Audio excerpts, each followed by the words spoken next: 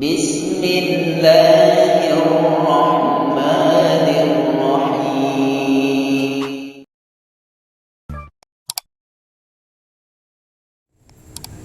Assalamualaikum warahmatullahi wabarakatuh. Waalaikumsalam warahmatullahi wabarakatuh. Alhamdulillah ahmaduhu subhanahu wa ta'ala. Lahul hamdu fid dunya wa lahul hamdu fil akhirah.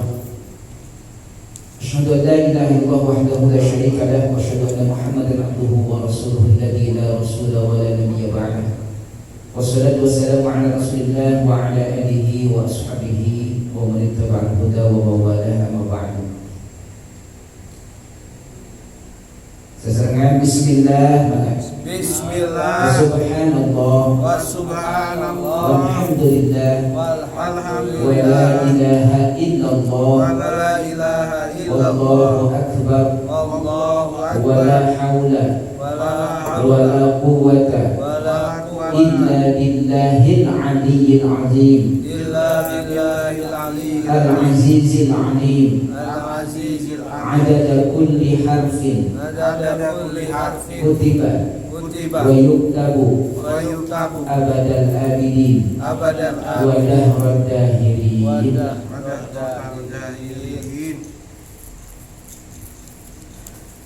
Rekan-rekan jamaah Majlis Tarbiyah rahimakumullah, alhamdulillah kembali atas izin Allah Subhanahu wa taala malam hari ini kita dipertemukan untuk melanjutkan agenda doa, agenda rutin kita dalam kajian fikih ibadah. Mudah-mudahan dengan pujian dan syukur kita kepada Allah Subhanahu wa taala, Allah tambah-tambah kenikmatan kepada kita, usia yang panjang, berkah kesehatan, ilmu yang bermanfaat, kebaikan-kebaikan yang bertambah. Tentunya mudah-mudahan malam hari ini juga dalam curahan rahmat Allah serta keberkahan dan ridhonya, amin ya rabbal alamin. Salawat dan salam atas Rasulullah Muhammad sallallahu alaihi wasallam, keluarganya, sahabatnya serta para pengikutnya kebesaran. Rekan-rekan sekalian,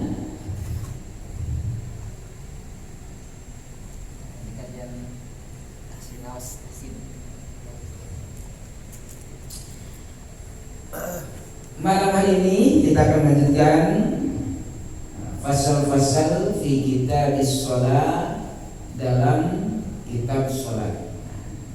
Setelah sebelumnya kita membahas tentang sholat berjamaah. Nah, malam hari ini masuk pada fasal fil qasri as-shalah wa jam'iha. Nah, dalam mengqashar sholat dan menjamaknya. Kita kenal dengan sebutan sholat qashar atau sholat jamak, atau menjamak dan mengqashar sholat. Nah, dalam kitab itu dibalik mengqashar dan menjamak sholat. Jadi pembahasan qashar didahulukan dari pembahasan jamak. Kadang-kadang pembahasan tentang sholat jamak didahulukan dari pembahasan qashar. Jamak lebih cenderung sering dilakukan daripada qashar secara individu. Jamak, qashar, hampir jarang dia melaksanakan qashar saja. Ya, jarang. Bahkan saya sendiri belum pernah melaksanakan qashar saja gitu. Nah, kecuali melakukan bagian yang ketiga, menjamak dan mengqashar. Nah, jadi kalau dipecahkan itu menjadi tiga. Dari dua itu menjadi tiga. Ada sholat jamak, ada sholat qashar, ada jamak qashar. Jamak menggabungkan, qashar meringkas. Jamak qashar menggabungkan yang meringkas. Yang dimaksud menggabungkan, yang dimaksud meringkas, nah ini pembahasan kita ya. Sebab jangan-jangan ada pemahaman meringkas, oh berarti sholatnya diringkas gitu kan ya. Diringkas kan. Diringkas itu apanya begitu kan. Nah, jangan sampai salah, diringkas apanya? Diringkas itu gerakannya, kemudian bacanya, kemudian gitu ya. Ya ada pembahasan itu tentang apa yang digabungkannya, apa yang diringkasnya. Jangannya yang digabung semuanya sholatnya lempeng terus ayat tasyahud. Tidak ada tasyahud lempeng. Jadi kalau Duhur 4 rakaat, asar 4 rakaat, 8 rakaat tanpa tasyahud. Itu ya misalnya gitu kan. Salamnya terakhir udah 8 rakaat terus salam, assalamualaikum. Kan tidak demikian ya. Tuh ada tata cara. Jadi Pak gabungkan bukan rakaat dari awal sampai selesai. Yang gabung adalah waktu. Ya, 2 waktu yang terpisah dijadikan dalam satu waktu, dikerjakan dalam satu waktu. Ada duhur, ada asar. Nah, yang asar ini waktu asar digabungkan ke duhur pelaksanaannya. Jadi nanti di asar tidak salat, itu contoh sederhananya. Sementara qashar yang diringkas adalah rakaat, dan tidak semua sholat bisa diringkas. Ya, firubaiyah para ulama khusus pada yang 4 rakaat, yang 2 rakaat, yang 3 rakaat tidak bisa diringkas. Yang harus diringkas adalah membagi 2 rakaat yang jumlahnya 4 otomatis menjadi 2 rakaat. Dan itu batas minimal rakaat sholat fardu. Jadi sholat subuh 2. Artinya yang 2 tidak bisa jadi 1. Sebab itu menjadi sholat sunnah witir. Atau yang 3 maghrib tidak bisa menjadi setengah. Apa yang sholat setengah? Ya, nah, sholat setengah. Ya, di pasal kita ini tentang qashar dan jamak.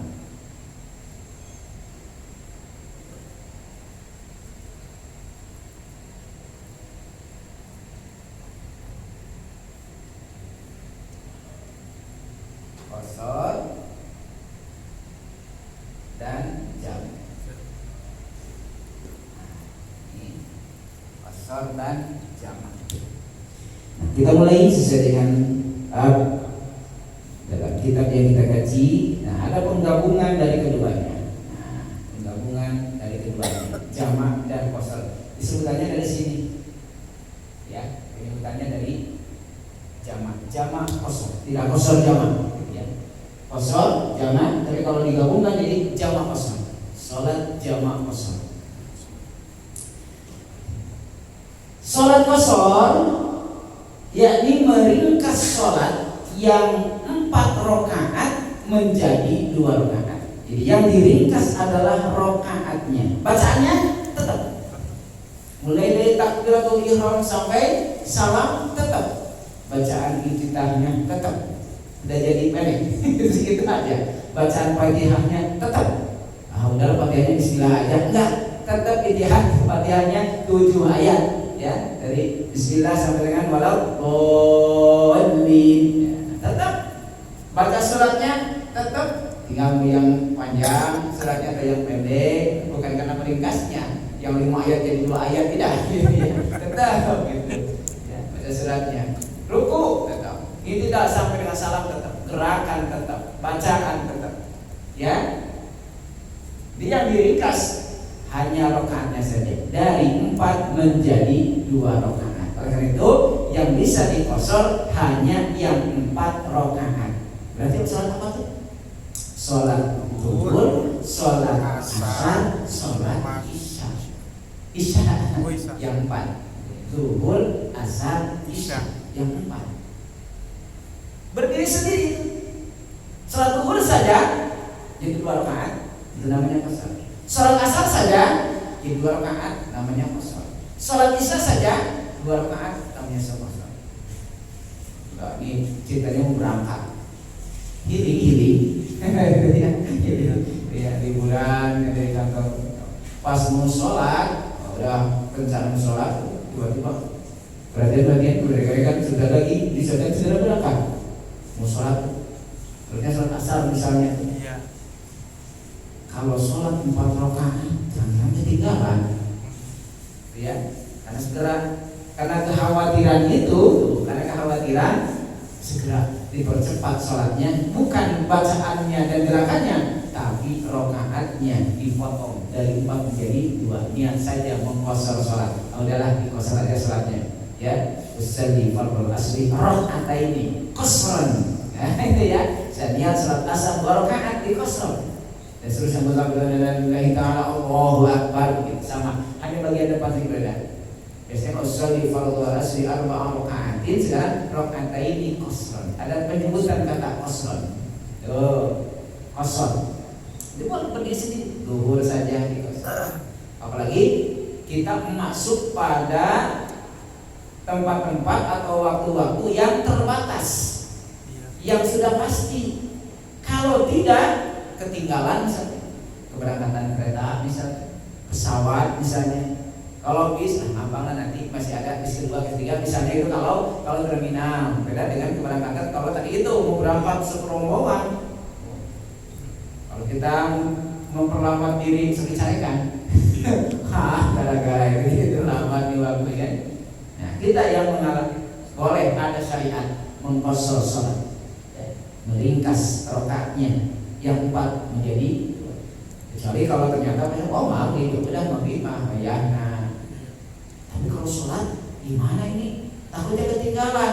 Berarti nanti ada cara sholat yang lain. Kita tidak sholat secara normal di tempat di mana kita aman masalah sholat. Berarti daripada nanti bikin masalah, yang lain merasa kesal, menunggu dan sebagainya, udah mau sholat nggak jadi sholatnya.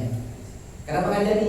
Di kendaraan. Nah, sekalian berangkat saja di kendaraan sholatnya. Nanti ada sholat untuk sholat di kendaraan, itu pun ada syariatnya. Sholat dalam kendaraan. Kalau kira-kira benar-benar tuh mau segera berangkat. Dan kalau kita melaksanakan sholat khawatir mengganggu keberangkatan itu. Tuh, tidak bisa menjadi setengah, menjadi satu. Subuh tetap 2 rakaat. Jadi hanya zuhur, asar, maghrib itu yang bisa dikosor. Diringkas. Yang diringkas apanya? Rakaat. Yang 4 menjadi 2. Di luar yang 4, yang 3, yang 2 tidak bisa dikosor. Cukup 3 saja tetap. Kemudian yang 2 subuh tetap 2. Nah, untuk mengkosor ini tentu ada syaratnya. Ya, tidak asal mengkosor. Dan syarat utama dan yang paling pertama untuk mengkosor, dan ini juga menjadi syarat untuk menjamak dan menjamak kosor. Nah, secara umum dalilnya sama nih, di satu dalil yang sama, surah An-Nisa ayat 101. Ya, wa idza darabtum fil ardi falaysa 'alaikum junahun an taqsuru minas shalah.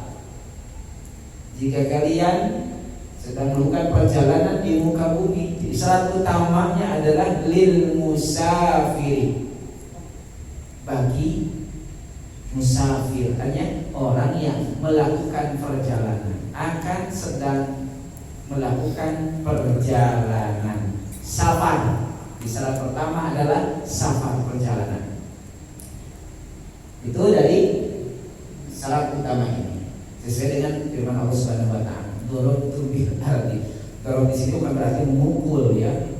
Jika kalian dalam keadaan memukul bumi, kita terjemahkan lafziah begitu ya. Doroba itu kan memukul. Tapi dalam bahasa Arab, doroba termasuk kata yang memiliki banyak arti ya. Doroba bisa berarti memukul. Itu asli dasar kata. Terjemahnya itu doroba memukul. Tapi kadang-kadang dalam Quran bisa berarti membagi. Bisa juga mengumpamakan atau perumpamaan. Bisa juga menciptakan.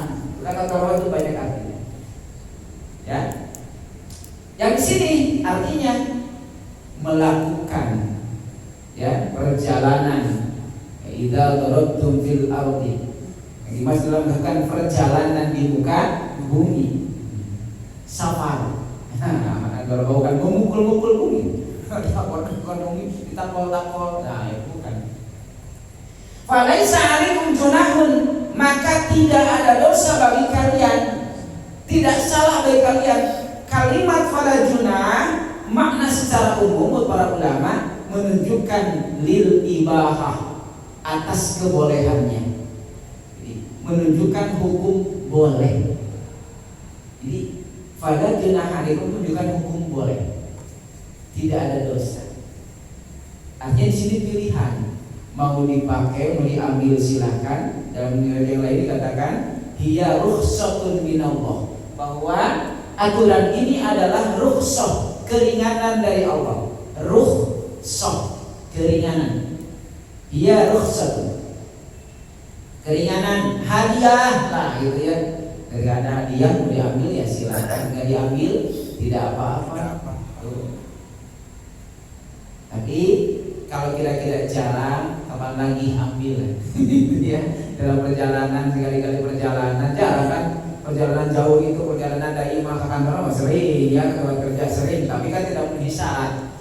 Ini kalau keluar kota dengan syarat-syarat yang ada di dalamnya, tidak ada syarat lainnya. Perjalanannya jauh, ada batas jauhnya. Yang pertama perjalanan jauh dulu. Itu jarang-jarang, maka silakanlah manfaatkan tuh rukhsah itu. Ya. Biar senang yang ngasih hadiah. Allah ngasih hadiah, kita ambil hadiah, alhamdulillah. Allah senang gitu. Karena Allah asyakur, maha bersyukur, maha berterima kasih. Kalau tidak ya nggak apa-apa, tidak jadi masalah, tidak menjadi dosa. Maka di sini ada kebolehan, boleh, ini boleh melakukan. Fala junaha alaikum an taksuru minas shalah. Jadi boleh untuk mengqashar salat, meringkas salat dari 4 menjadi 2. Dan ini menjadi dalil umum untuk jamak juga, menggabungkan salat dari 2 waktu menjadi 1 waktu. Ada 2 shift untuk menjamak, ada shift malam, shift siang. Nah, shift malam maghrib dan isya, shift siang zuhur dan asar. Yang tidak bisa kemana-mana, nah, subuh berdiri sendiri. Jadi hanya bisa menggabungkan zuhur dengan asar, maghrib dengan isya. Zuhur asar di zuhur nanti ada namanya. Zuhur asar di asar ada namanya. Maghrib isya di maghrib digabungkannya ada namanya. Maghrib dan isya di isya digabungkannya ada namanya. Jadi pada jamaah ini boleh antak suruh minas sholat, boleh mengkosor, boleh menjamak, boleh menjamak kosor. Bahkan dalam riwayat-riwayat yang sahih, yang paling sering dilakukan oleh Kanjeng Nabi adalah menjamak dan mengkosor. Jadi menggabungkan antara jamak dan kosor dan jamak ini. Ia menggabungkan sholatnya, kemudian meringkas juga rakaatnya. Dia menggabungkan waktunya, meringkas juga rakaatnya. Ini lebih cepat. Artinya zuhur asar 4 jadi 2 4 rakaat untuk 2 sholat.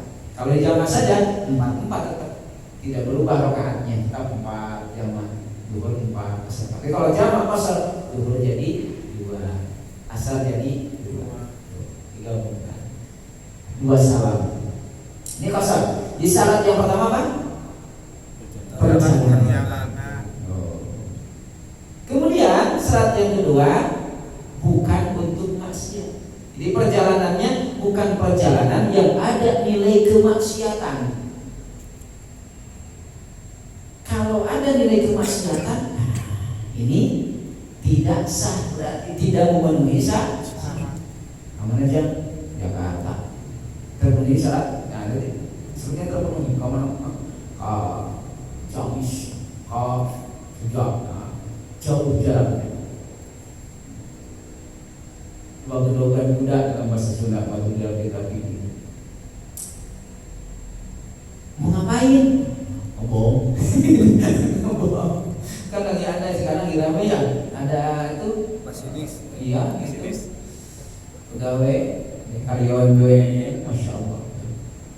Disadari itu oleh teman-teman kerabat, tidak ada yang tahu kan, luar biasa. Ternyata disinyalir teroris. Dia berangkat pakai syariat Islam jamaah kosor ini di perjalanan tujuannya ngomong, wah bikin teror. Ini di dalamnya ada maksiat, tidak sah. Ini syarat perjalanannya nggak bisa. Minimal adalah perjalanan yang bersifat mubah. Kalau sunnah mah bukan wajib, luar biasa. Ada perjalanan wajib, ada perjalanan ibadah haji kan wajib, itu kan haji. Karena perjalanan itu tergantung tujuan kan ya. Perjalanan itu tergantung tujuan akhirnya. Tujuan untuk melaksanakan apa, maka perjalanan akan bernilai hal yang sama. Ya, perjalanan ibadah haji pasti itu di situ ada sholat jamaah dan kosor atau jamak kosor bahkan ya. Karena keberangkatan kadang-kadang waktu sholat di pesawat pasti sholat jamak pas di pesawat atau sebelum berangkat atau ketika sampai sholat wajib, jadi wajib. Kemudian boleh jadi bernilai sunnah perjalanannya, ya perjalanan sunnah maka boleh. Beda sunnah contoh apa? Misalnya untuk menghadiri majelis yang bernilai sunnah, berzikir, gitu kan ya, kan zikir hukumnya sunnah secara umum gitu.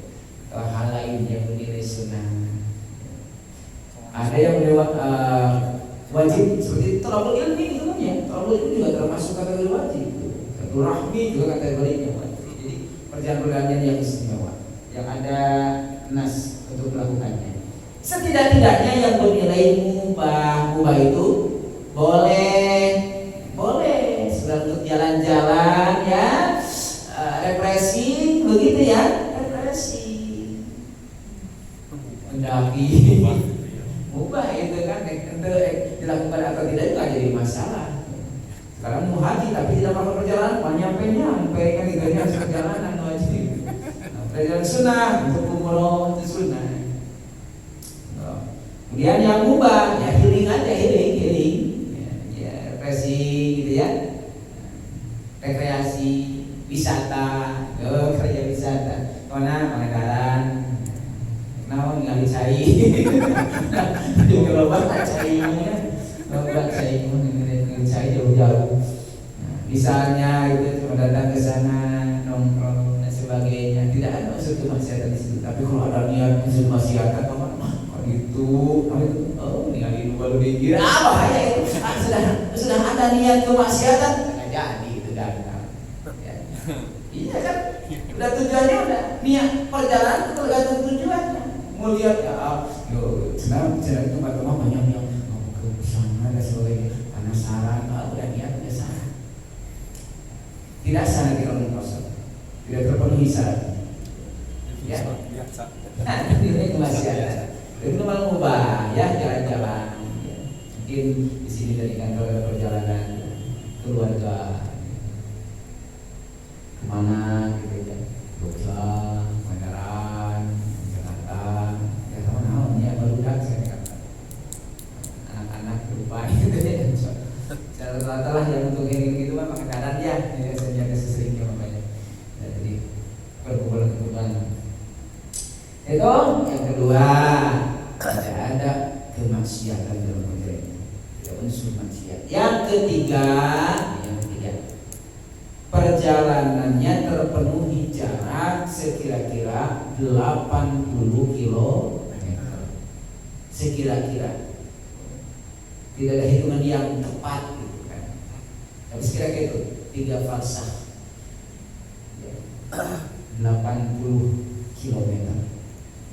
Sampai 83, 88.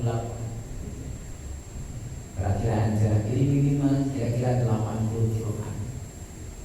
Kalau dari Bandung ke Ciawi Raja Pola yang ada misi Pije itu sudah lebih dari 80 km. Ya, Tasik, Bandung Tasik sudah bisa.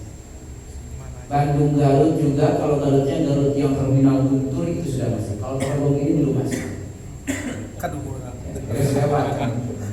Karena PLS tidak akan masuk. Jadi kalau cuma sampai PLS, jadi kalau cuma melewati, tapi jalan berangkatnya dari sini mana ke Singaparna lewat Garut, nah udah lewat. Kalau kelewatan belum lewat gitu. Tapi sampai di atas 100 km tuh. Sini Jakarta. Dan yang dilihat dari perjalanan adalah jarak, bukan kecepatan tempuh, ya, tapi jarak. Mungkin kecepatan tempuh akan berbeda menggunakan pesawat, menggunakan kereta, menggunakan bis, menggunakan mobil pribadi, menggunakan motor, menggunakan becak. Mungkin beda ya.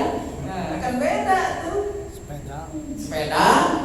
Oh, dari sini ke Tasik pakai sepeda, berbeda dengan yang sana pakai beca, pulang rombongan pesertanya lama lagi. Mungkin jarak sama, kecepatan tempuh berbeda. Nah yang dilihat bukan kecepatan tempuh. Ada yang mungkin bisa sehari baru nyampe, ada yang setengah hari nyampe, ada yang 6 jam baru nyampe, 4 jam baru nyampe, 3 jam, 2 jam nyampe. Pakai motor, gitu ya.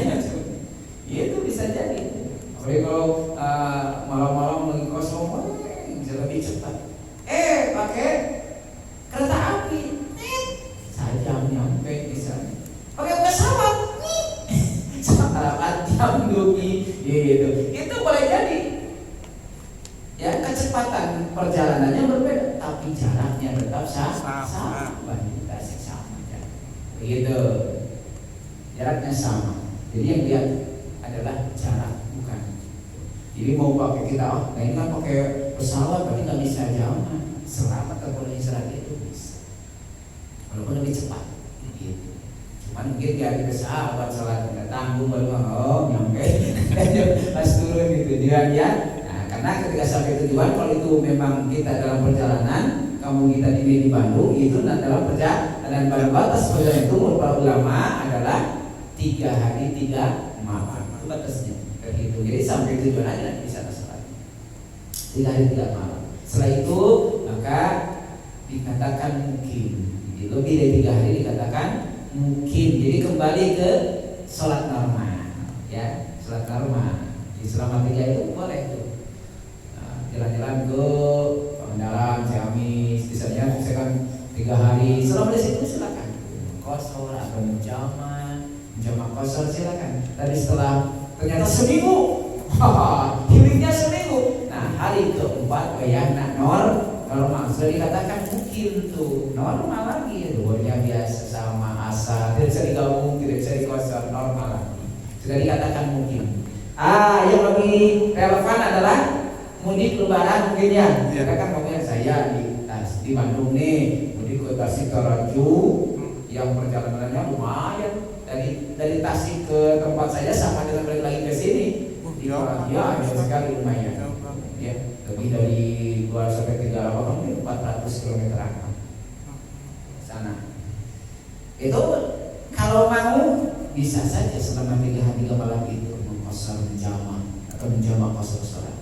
Tapi kadang-kadang nggak enak. Nah, cukup pas perjalanan saja, pas di situ perjalanan udah saja. Udah nyampe di sana mah ada sholat biasa aja. Itu biasa aja. Mereka kadang-kadang udah nyampe akan imam gitu.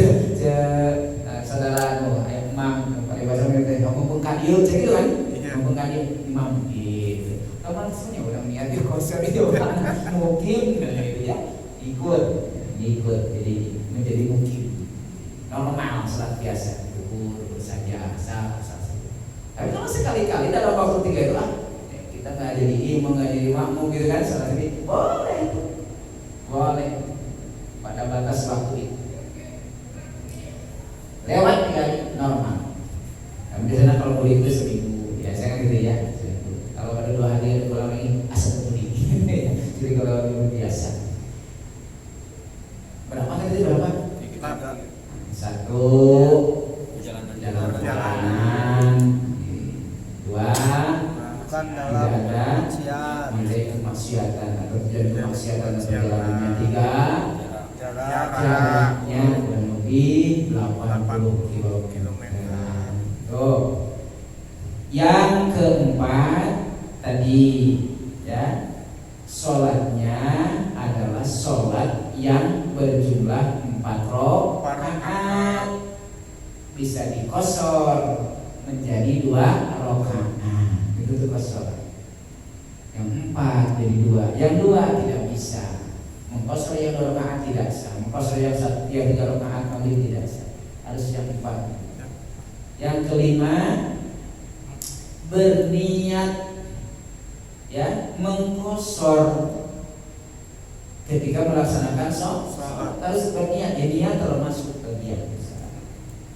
Selain dalam sholat sendiri niat adalah rukun, tapi menyengajak niat untuk mengkosor ini bagian besar. Kalau tidak niatkan untuk sholat saja, itu para ulama tidak termasuk, sholatnya tidak sah, tidak terpenuhi syaratnya.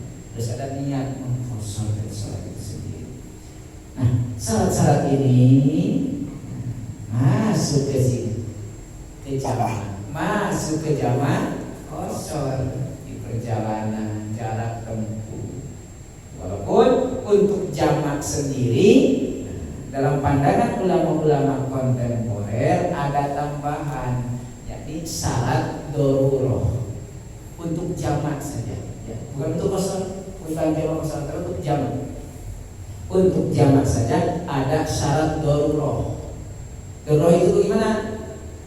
Nah, kalau misalkan sholatnya ini, wah ini waktu dan sebagainya. Nah, di antara salah satu daruroh yang disebutkan oleh para ulama kontemporer tentu ini adalah bagian dari ijtihad, ya, ijtihad masa kini pada ulama-ulama sekarang. Karena mungkin zaman dulu tidak ada yang semacam ke gedung gitu ya, hanya pakai waktu sekian jam selesai resepsi. Di rumah nyantai aja di rumah kan gitu ya. Kamu dia masih nyantai di rumah dari pagi sampai malam, sampai besoknya juga ada ya tamu datang. Nah, di antaranya adalah ketika pelaksanaan resepsi pernikahan. Nah, ini yang punya hajat, terutama yang harus berada di bagian pelaminan, pengantin, orang tua dari pengantin ini termasuk yang dibolehkan menjamak lidur karena darurat. Mana kami takut, nah itu kan ya, dan sebagainya. Kan di kabur ya apapun yang kedua jam. Kalau di gedung kan gitunya, jam 11 sampai jam 2 ya, 12, 3 jam. Jadi kalau lu sholat dan sebagainya nanti habis waktunya. Dan nanti dijamak ke asar. Nah gitu. Tapi dengan syarat harus niat tadi. Dan nanti dijamak saja ke asar. Nah ada yang membolehkan, ya, beberapa pandangan ulama kontemporer membolehkan dengan syarat darurat ini. Nah, silakan kalau mau diambil. Bagi kita mah kamu yang diundang katanya mana syarat biasa saja ya. Zuhur dan asar. Ya ada kamu ulama macam pun anak-anak juga ya. Salat dulu cari masalah atau berangkatnya setelah sholat gitu. Ini bagi yang darurat ya gitu ya darurat. Kecuali kita dalam safar, ternyata pernikahannya di mana? Di Tasik tadi, di Ciamis pernikahannya. Nah, ini perjalanan, silakan dalam perjalanannya, itu bukan karena pernikahannya. Ini tidak terpenuhi syarat yang tadi, tidak terpenuhi. Perjalanannya cuma di Bandung 5 kilo gitu kan ya. Kemudian safar memang tidak terpenuhi. Safar juga perjalanan, saatnya dari perjalanan yang jauh. Ya. Dalam beberapa riwayat saya katakan bahwa perjalanan harus melewati batas kota. Tadi salah satu contoh dari Nabi adalah yang pertama perjalanannya jauh. Yang kedua kurang lebih 80 km. Yang ketiga di perjalanan itu adalah melewati batas kota. Bukan hanya jarak, tapi juga melewati batas kota. Ya, ini tersirat dalam hadis bagaimana Rasulullah melaksanakan sholat jamak. Maksud melewati batas kota? Ya keluar dari tempat kita tinggal. Kalau dari Bandung melewati Cibiru, Padalarang gitu kan ya, keluar batas. Artinya walaupun 200 km muter-muter di Bandung tidak termasuk perjalanan jauh. Tidak termasuk kategori perjalanan jauh. Walaupun 200 km muter-muter Soekarno Hatta. Jauh gitu ya. Jalan-jalan tidak bisa, tetap aja itu harus as-sholatu fi waqtiha, salat pada waktunya. Ya. Kanat 'alal mu'minina kitaban mawquta. Inna as-salata kanat 'alal mu'minina kitaban mawquta. Itu masih termasuk yang salat pada waktu-waktu tidak bisa melaksanakan ketentuan rukhsah. Nah, melewati batas. Nah, kalau qasar udah satu aja berdiri qasar aja. Zuhur di qasar, asar di qasar. Kemudian isya di qasar. Nah, untuk jamak atau jamak qasar ini mulai dibagi. Ada yang disebut dengan takdim, ada yang disebut dengan takhir. Ada jamak takdim, ada jamak takhir. Itu kalau jamak saja. Kalau ternyata tidak hanya di jamak saja, tapi juga di qasar, maka disambungkan namanya jamak qasar takdim, jamak qasar takhir. Ini bukan jamak takhir qasar, jamak takdim qasar. Istilah yang kemudiannya adalah jamak qasar takdim, jamak qasar takhir. Apa yang dimaksud dengan takdim dan apa yang dimaksud dengan takhir? Takdim adalah menggabungkan dua waktu sholat pada waktu yang pertama. Takhir menggabungkan dua waktu sholat pada waktu yang kedua. Yang dimaksud waktu yang pertama yang susunan sholatnya lebih awal. Zuhur dengan asar dikatakan takdim kalau digabungkannya di waktu zuhur. Maghrib dengan isya di waktu isya. Di waktu maghrib. Zuhur dengan asar di waktu zuhur, maghrib dengan isya di waktu maghrib. Nah itu namanya takdim. Di maghrib dan zuhur dikatakan waktu awal, asar dan isya waktu akhir. Arti yang kedua, yang pertama disebut awal, yang kedua disebut akhir. Jamak takhir jika zuhur dan asar digabungkannya pada waktu asar, maghrib dan isya pada waktu isya, disebut dengan takhir. Ya silakan mau pilih yang mana? Mau pilih jamak takdim, mau pilih jamak takhir. Kalau mau pilih jamak takhir, berarti di awal. Zuhur asar. Saya sholat jamaknya di zuhur. Berarti jamak takdim berarti. Jamak takdim di perjalanan terdengar suara azan zuhur, mampir ke masjid, sekalian menjamak asar tarik ke zuhur, berarti jamak takdim. Dengan adzan perjalanan, nanti aja digabung di asar. Oh berarti diniatkan akan menjamak takhir karena kita menjamaknya di waktu asar. Ini hanya maghrib dan isya, zuhur dan asar, subuh berdiri sendiri. Tidak kosong, tidak jamak, subuh. Istimewa itu sendiri ya, istimewa sendiri itu. Kalau jamak, rakaatnya tetap. Contoh misalkan sekarang kita mau melaksanakan jamak takdim zuhur dengan asar, maka kita mulai dengan melaksanakan sholat zuhur 4 rakaat, niat jamak takdim. Mau dilapalkan atau dilapalkan, ya silakan. Usolli fardhu dhuhri 4 rakaat mustaqbilal qiblati jam'at taqdim. Ini ya disebutkan boleh. Lillahi ta'ala Allahu akbar. Nanti boleh itu begini. Usolli fardhu dhuhri 4 rakaat ya, majmu'an ilaihil asr. Majmu'an ilaihil asr. Ini termasuk yang biasa saya pakai tuh ini. Sholli fardhu 4 rakaat majmu'an ilaihil asr. Kalau jamaknya jamak qasar, sholli fardhu raka'atain qasran majmu'an ilaihil asr. Wah, tuh saya niat salat zuhur 4 rakaat atau 2 rakaat di qasar.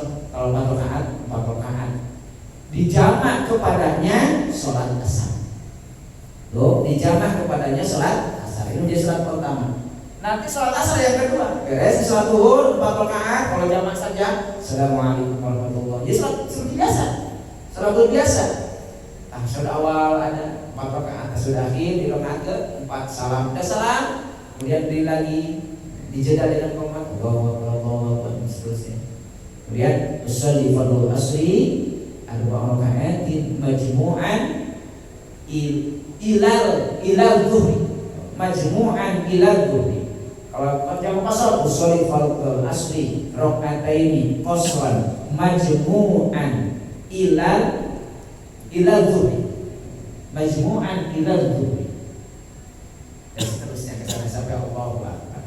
Jadi kalau yang duhur tadi majmu'an ilaihi, kalau yang asalnya majmu'an ila. Bedanya majmu'an ilaihi itu dijamak kepadanya. Jadi ada yang digabungkan ke duhur. Kalau majmu'an ila dijamak ke, digabungkan ke.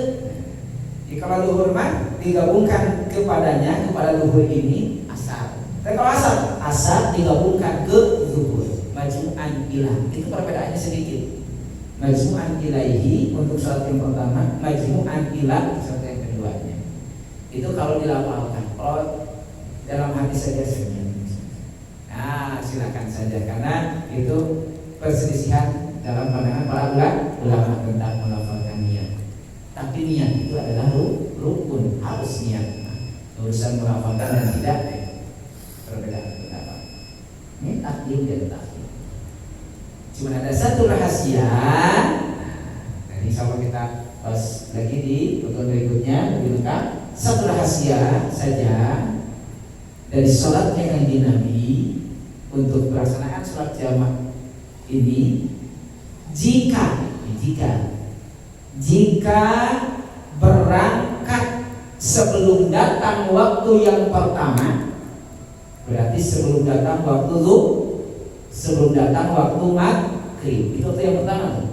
Jika berangkat sebelum datang waktu yang pertama, maka beliau baginda Rasul melaksanakan sholatnya dengan menjamak ke waktu yang kedua, jamak takhir. Berangkat jam 11, duhur di perjalanan, nanti dijamaknya di asar. Berangkat sebelum maghrib di perjalanan, nanti dijamaknya di isya. Itu ya. Jadi mengakhirkan sholat kalau berangkat sebelum waktu yang pertama. Tapi kalau berangkat sudah masuk yang pertama, pas mau berangkat adzan duhur, pas berangkat sudah adzan maghrib, ini sudah masuk waktu yang pertama, maka Rasulullah melaksanakan sholatnya dengan sholat jamak takdim atau jamak qasar takdim. Jadi kalau sebelum waktu yang pertama jamak takhir atau jamak qasar takdim, nanti diakhirkan ya. Tapi kalau sudah masuk dulu waktu yang pertama, di berangkat itu setelah masuk waktu yang pertama, setelah adzan duhur baru berangkat, maka sholatnya jamak takdim. Dan kalau kita sudah berniat untuk berangkat perjalanan jauh, maka boleh sholat di tempat di mana kita berada, karena sudah berniat untuk perjalanan jauh. Langsung saja, ada nih duhur, niat sholat duhur dulu. Apakah kalau jamak saja? Kalau jamak kosong, niatkan jamak, kemudian asal langsung ditarik. Dan nanti di perjalanan ya sholat lagi, ya. Karena dikhawatirkan sampai di tempat tujuan maghrib misalkan atau isya. Nanti tinggal dilanjutkan dengan sholat berikutnya, jamak takdim maghrib atau jamak takhir isya, maghrib dengan isya. Begitu setelah hasia. Kalau nanti dikatakan kita berperjalanan sebelum datang waktu duhur, sebelum datang waktu asar, waktu maghrib kita perjalanan jamak takhir. Kalau sudah masuk waktu duhur, baru kita akan melaksanakan perjalanan. Sudah masuk waktu maghrib, kita baru akan melaksanakan perjalanan. Maka lebih utama melaksanakan jamak takhir. Ini rahasia dari perjalanan Rasulullah melaksanakan sholat id. Allah alam sholat. Dan kalau ada hal yang perlu dirinci lagi, kaifiyah tata cara seperti apa, ya. Biasanya harus dilakukan caranya begini mulainya, seterusnya insyaallah dalam pertemuan berikutnya. Insyaallah kita lebih perjelas lagi. Terima kasih kebersamaannya malam hari ini, mudah-mudahan memberikan manfaat. Dan ini adalah satu ibadah bagian syariat yang mungkin jarang ya. Kalau bagi orang yang jarang melakukan perjalanan jauh, jarang ya. Mungkin saya juga ya mudik lebaran belum melakukannya, atau tinggal anak pesantren baru melakukannya. Kalau tidak, mungkin dalam setahun hanya 2 kali atau 3 kali melakukan ini, jarang sekali melakukannya. Tapi Israel karena jarang sekali, rasanya ingin aja kalau perjalanan melakukan ini gitu. Karena jarang ingin mengambil hadiah ini ya terus. Karena kan dia demikian, karena jarang, karena pakai ada kalau perjalanan jauh lakukan saja hadiah ya terus amalkan saja. Mudah-mudahan menjadi salah satu yang diterima kasih oleh Allah Subhanahu wa taala yang memberikan hadiah kepada kita. Allahumma fa'alna ma 'allamtana wa 'allimna ma yanfa'una wa rzuqna 'ilman yanfa'una wa zidna 'ilman nafi'an. Ila hadana wa majlis subhanakallahumma wa bihamdika asyhadu an la ilaha illa anta astaghfiruka wa atubu ilaik. Walhamdulillahirabbil alamin. Wassalamualaikum warahmatullahi wabarakatuh.